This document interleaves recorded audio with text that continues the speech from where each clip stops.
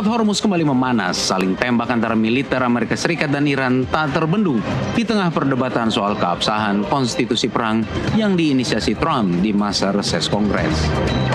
Operasi pengawalan kapal-kapal bertajuk Project Freedom yang diinisiasi Trump itu kini memicu kembali ketegangan di jalur Hormuz yang sempat jeda gencatan senjata.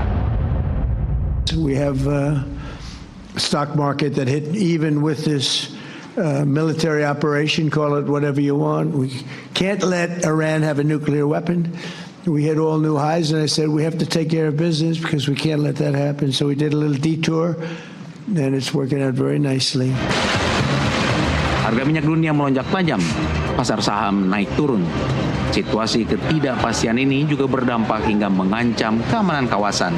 Apa artinya semua ini bagi tatanan global?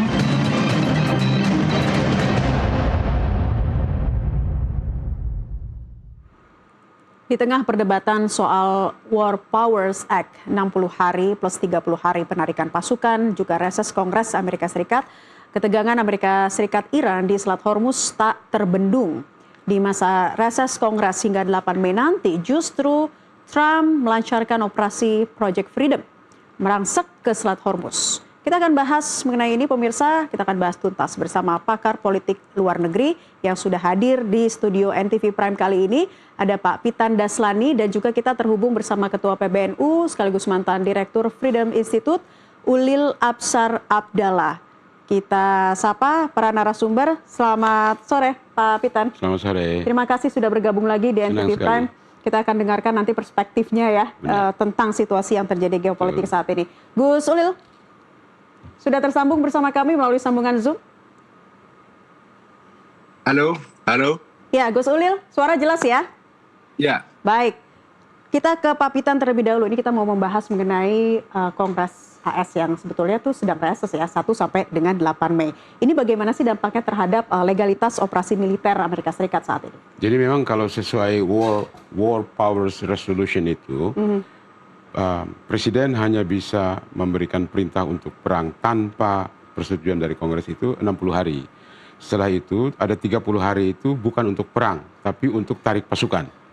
Nah, yang terjadi sekarang terbalik dari itu.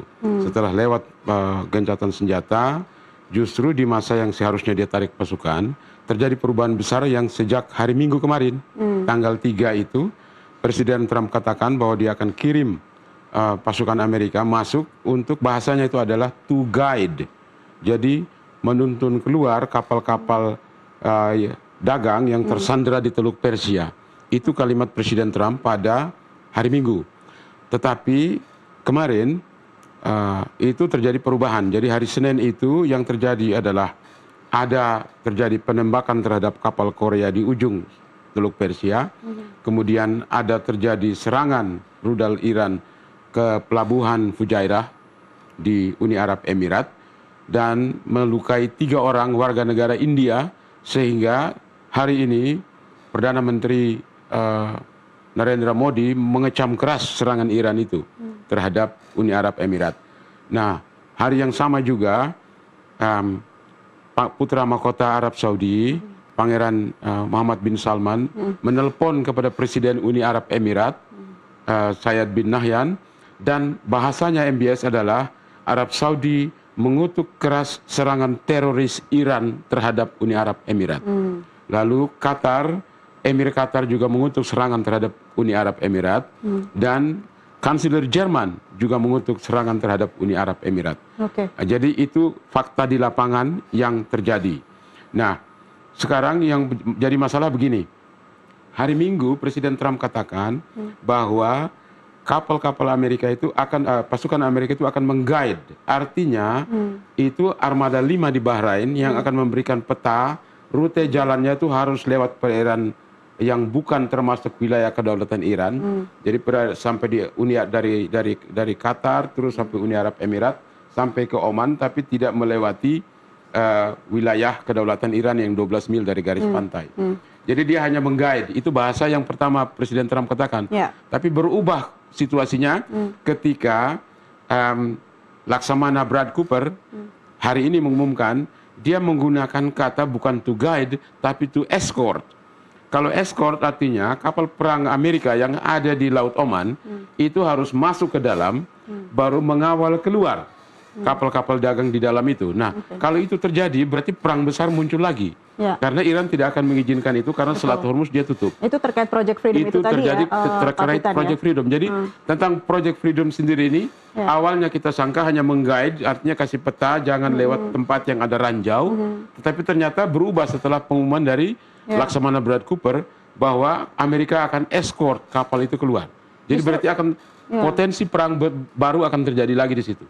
Justru ini menjadikan negara-negara Teluk seperti Arab Saudi kemudian berbalik membenci Iran dengan kondisi betul. seperti Jadi ini. kondisi sekarang karena negara-negara Arab ini diserang, mereka berbalik dan menjadikan Iran sebagai lawannya. Kenapa itu terjadi?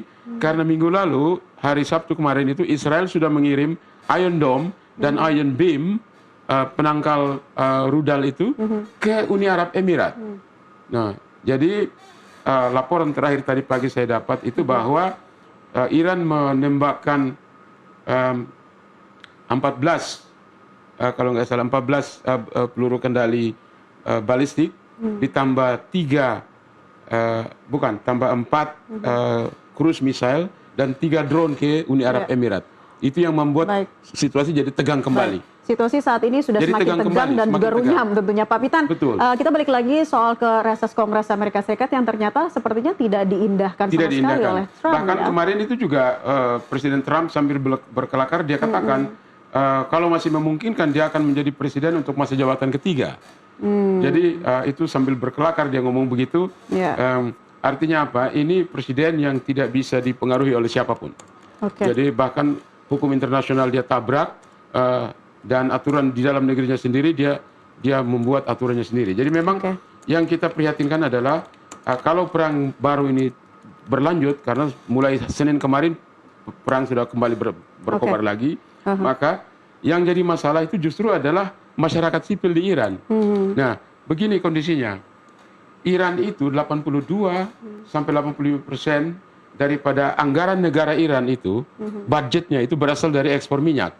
Jadi kalau selat itu ditutup, baik oleh Iran maupun oleh Amerika di Laut Oman, maka Iran kesulitan mengirim kapal-kapalnya keluar, menjual keluar. Itu akan membebani anggaran negaranya. Jadi akan lebih susah pemerintahnya untuk bisa beroperasi kalau selat itu ditutup. Jadi seharusnya untuk kepentingan Iran juga, selat itu harus dibuka. Begitu. Nanti kita akan bahas juga nih terkait 14 poin yang sekarang baru diajukan oleh Iran. Saya ingin ke Gus Ulil. Gus Ulil tadi bagaimana nih terkait dengan reses Kongres yang tidak diindahkan oleh Trump dan ternyata sekarang kok kondisinya juga jadi semakin tegang dan bahkan kok jadi lebih runyam gitu. Ya, terima kasih. Ini saya harus kasih disclaimer ya, saya ini bukan ahli tentang politik luar negeri terutama terkait dengan Iran ya. Ya saya membaca, saya memerhatikan perkembangan di Teluk ya. Dan observasi saya begini secara garis besar ya. Sebetulnya meskipun Netanyahu atau Israel melalui Netanyahu menginginkan mungkin perang terus berlanjut ya. Tapi saya kira Amerika sendiri menurut saya dengan pengalaman kemarin perang berapa itu hampir 2 bulan ya. Mereka menyadari bahwa sebetulnya masalah Iran ini tidak bisa diselesaikan dengan pendekatan militer. Pendekatan militer menurut saya sudah gagal. Dan publik Amerika sendiri sebetulnya sangat tidak menyukai pendekatan ini. Popularitas Trump sekarang ini turun drastis di dalam negeri. Dukungan terhadap Israel juga menurun drastis di Amerika Serikat dan juga di Eropa. Sehingga momentum untuk menyerang Iran itu sudah nggak ada itu. Dukungan tidak ada sama sekali. Di Eropa, semua negara-negara Eropa nyaris mereka tidak menginginkan atau tidak mau mendukung serangan Amerika dan Israel ke Iran ini. Jadi menurut saya jalan satu-satunya adalah diplomasi. Nah, diplomasi ini memang tidak gampang, sudah dimulai sejak akhir April yang lalu, tapi memang tetapi saya melihat walaupun memang belum ada perkembangan yang cukup maju, tetapi ini satu-satunya jalan. Sekarang ini ada proposal dari Amerika, dari Iran. Iran sudah mengajukan proposal 2 kali, ada 10 poin, sekarang 14 poin melalui perantaraan Pakistan ya. Dan menurut saya Amerika akan dengan satu dan lain cara akan mengikuti jalan ini. Meskipun ada ancaman perang berkobar lagi ya, tetapi saya nggak melihat itu sebagai opsi yang masuk akal. Karena dunia sekarang ini mengalami dampak yang luar biasa dari perang yang berlarut-larut ini. Amerika sendiri secara domestik juga mengalami pengaruh dampak yang luar biasa. Jadi saya tidak melihat perang ini akan berlanjut. Oke, baik. Saya melihat ya. itu ya. Baik, kita akan bahas juga nih Gus Ulil kepada Pak Pitan di sini mengenai 14 poin baru ya yang diajukan oleh Iran. Nah ini sebetulnya kalau Anda melihat poin-poinnya, apakah bisa dikatakan lebih cukup mengakomodir kedua belah pihak dibandingkan tuntutan Iran sebelumnya yang menemui jalan buntu? Betul, memang